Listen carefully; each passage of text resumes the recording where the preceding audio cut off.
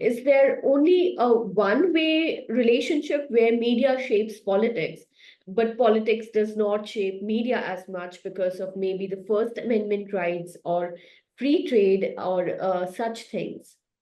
Public opinion in the United States is opposed to the decision, the Dodd's decision, which created an opportunity for individual states to ban abortion if they wanted. And dozens of states are struggling with much stricter restrictions or bans on bans on abortion rather, compared to what the case was before Dodd's about 3 years ago.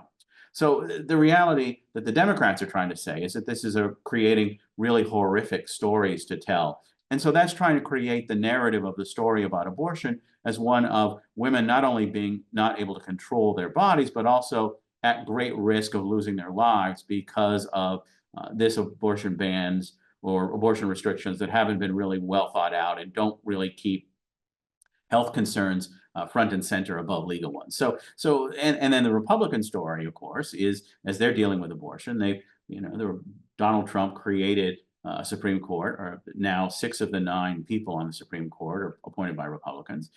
That Supreme Court is very inclined to restrict abortion, as we've seen.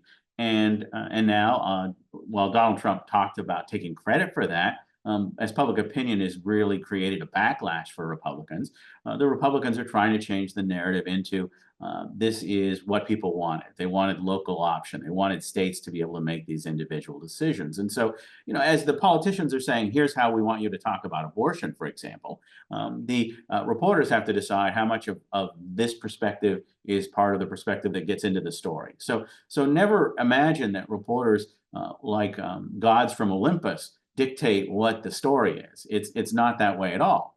And by the way, if you do things that are not well received by politicians, they may not be so cooperative next time. So you always have to be conscious of that possibility that you could get frozen out as a reporter, that you could be treated badly in a very competitive business, mind you, if you don't pay attention to what the politician is saying today. Otherwise, they might not talk to you tomorrow.